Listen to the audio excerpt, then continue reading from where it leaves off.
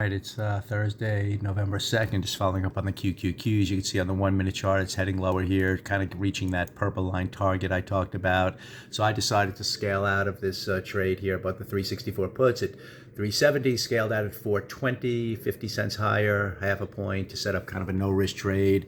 And again, I just want to watch how that 15-minute chart unfolds here. Obviously, the initial, price action out of the gates seems to want to head lower. I just want to see if we can get a rejection type of thing.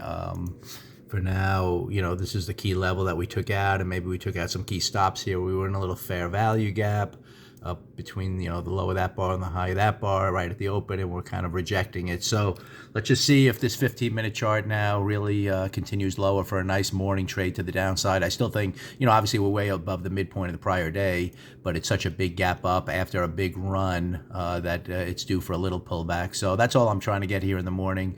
I don't know how severe it's going to get. It's only going to be price action that's going to judge it. At some point, we'll see if it heads lower and has an orderly pullback, and maybe makes two pushes down in the morning.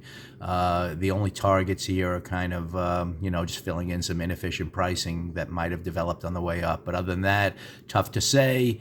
And I don't even know if it's going to end up, going much lower. But at this point, there was certainly no buy signal early. So let's just see, at no risk, kind of what unfolds here in the morning. I'll be pretty nimble on it. If it doesn't really follow through all that much, then I'll just get out. And, it's kind of a tough day of trading when you are at exhaustion risk and you're gapping up and hitting a potential target. So you don't know if you're really going to get momentum the upside. And yet you don't know, given the upward momentum, if you're going to get that much of a pullback either. But at least for now, good trade, no risk. We'll see what unfolds. I'll continue to watch it. Obviously heading lower here, so that's good, and we'll just kind of play kind of some kind of gain here, hopefully, if it just has a few bars that continue lower.